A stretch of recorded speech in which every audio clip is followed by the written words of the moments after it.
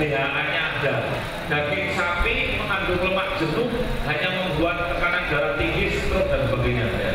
Tapi lele, ikan, tidak hanya lele ya, ikan kembung, ikan yang lain-lainnya tetap mengandung DHA omega 3. Jadi para anak umurnya 3 tahun gendut jangan gembira kalau panjang badannya tidak sesuai dengan umurnya.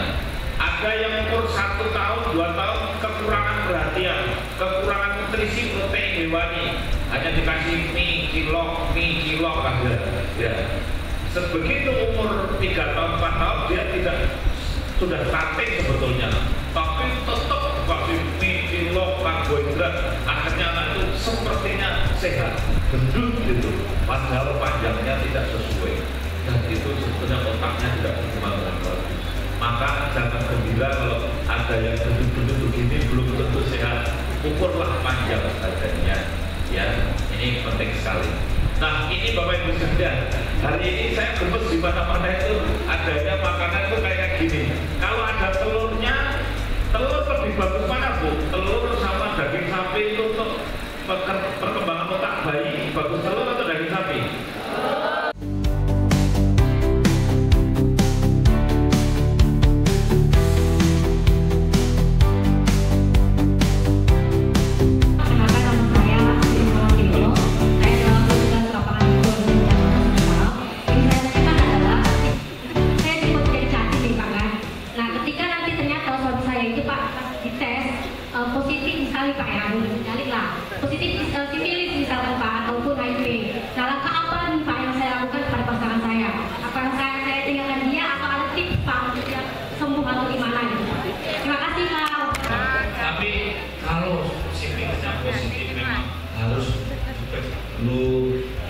Ketahui kemudian berubah dulu. Kalau menurut saya terpaksa paling hubungan seks itu ya harus pakai kondom. Pertanyaan saya mana yang kuat? Jadi kondom yang paling kuat adalah yang terbuat dari plastik. Ya, karena di situ HIV tidak tembus, apalagi sifilis tidak tembus, itu adalah dari plastik. Jadi jawaban saya tadi kalau masih positif, tolong Mbak ya pakai pengaman ya. Apalagi kalau HIV itu jauh lebih berbahaya lagi. Saya kira atas kesempatannya, Pak, saya akan bertanya Pak. Ini akibat pola makan yang salah Pak. Jadi para calon pengantin ini Pak, maunya kita kan defisit karbo Pak ya. Tapi ternyata para calon ini Pak doyan Indomie. Indominya itu bukan 1 Pak, 2. Langsung makan 2 langsung tidur. Jadi apa yang terjadi Pak?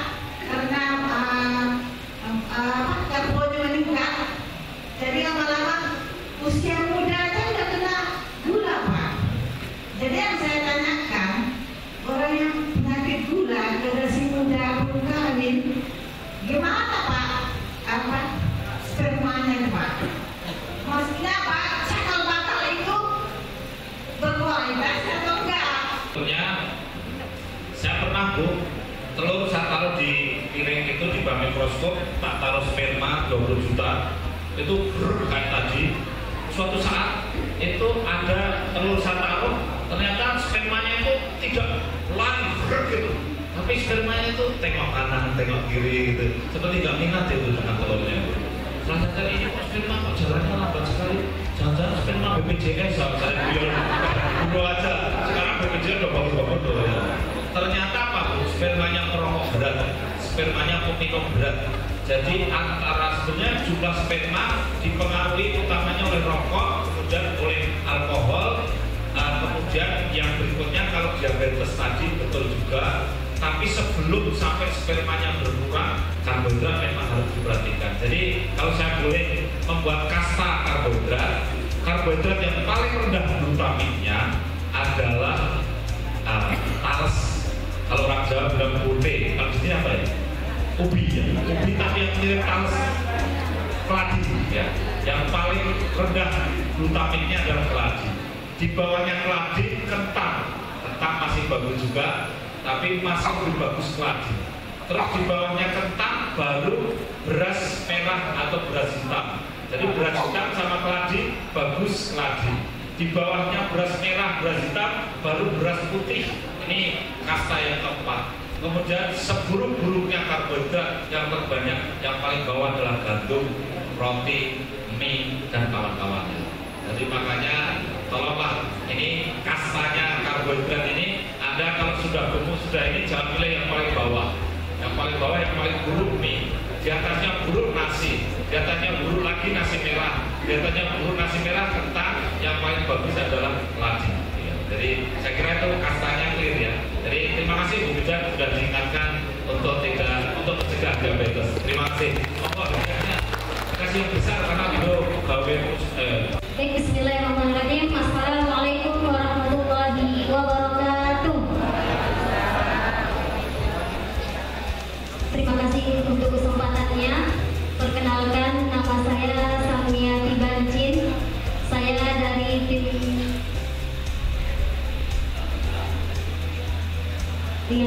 dari kader KB Subuh Salam Timur.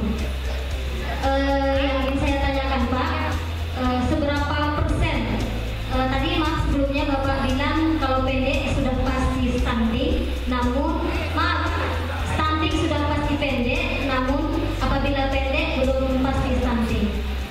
Apabila ada anak yang pendek tidak stunting, namun dikatakan stunting karena gen, berapa persen pengaruh dari gen atau keturunan saat anak dikatakan stunting saat dia pendek itu. Kemudian yang kedua, kami sebagai tim PTK di desa banyak hal atau yang tidak enak di lapangan. Kami bahkan saya pernah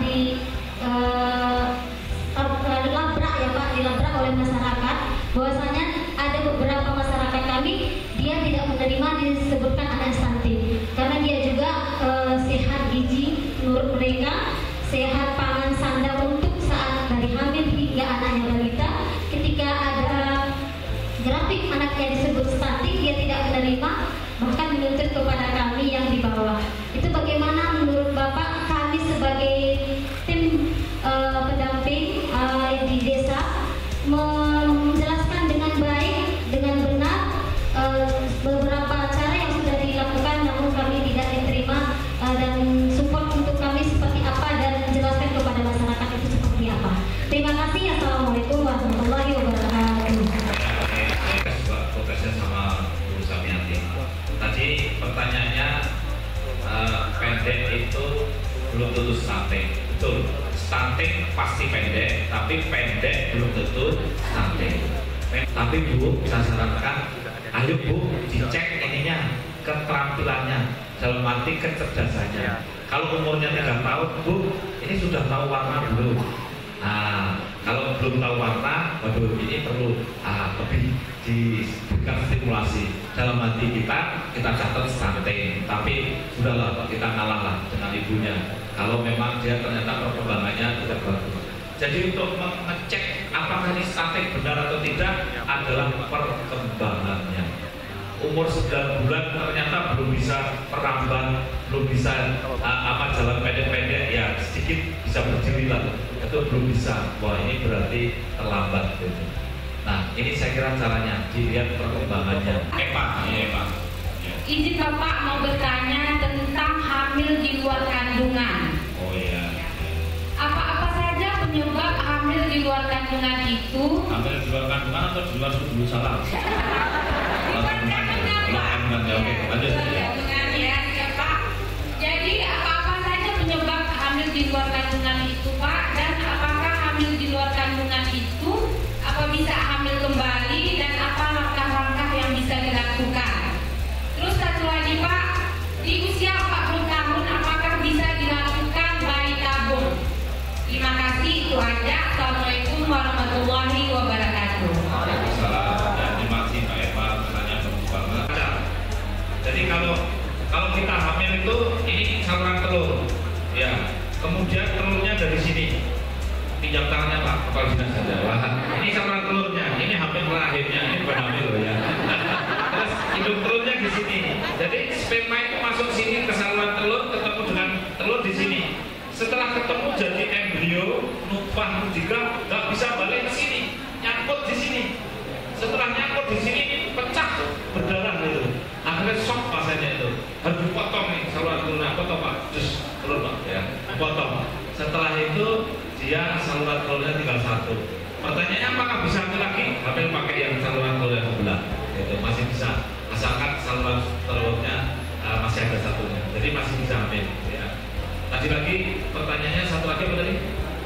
Oh, umur 40 tahun tadi sudah saya presentasikan masih ada telurnya. Tapi keberhasilan bayi tabung umur 40 tahun 20%. Ya, jadi sangat sedikit. Ya.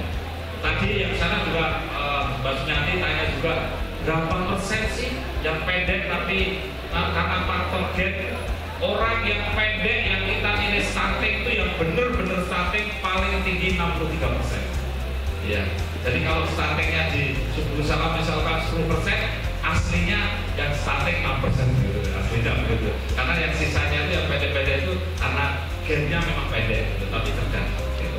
Jelas ya, ya, Pak, hadiahnya monggo masih ada hadiah Pak itu ya, boleh silakan kasih ya.